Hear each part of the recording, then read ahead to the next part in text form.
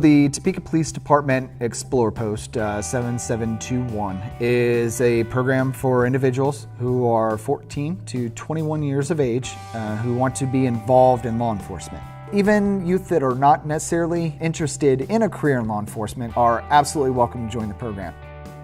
The Explorers meet each Monday for about 2.5 to 3 hours.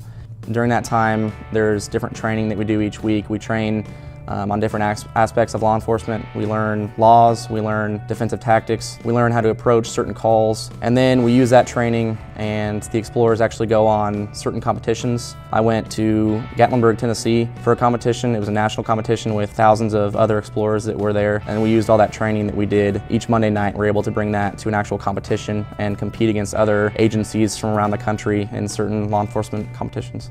We're going to develop scenarios, so essentially calls for service that police officers would go to, and we're going to make mock scenarios off that. So we're going to have people role play as actors and actresses, we're going to have props, we're going to have things involved, so they may have to go in and do a traffic stop or go in and work as a police officer would on a domestic disturbance. They're going to have to make these mock arrests and take people into custody, or work out a disturbance and send people on their way if no crime's been committed. They've got to go through and make these judgment calls. One of the new pieces of equipment that we have that the Explorers get to use is the Milo Range Simulation System. It's something that the police department has and uses for its officers. We also put them through this simulator system and allow them to train on it in a safe area.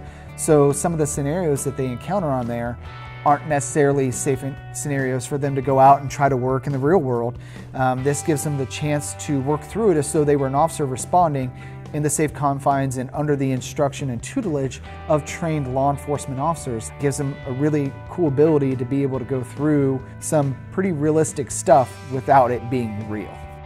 My advice to anyone wanting to join the Explorer program is to just do it. Get involved in things like this because this is a really good way for you to find out if this is the job for you.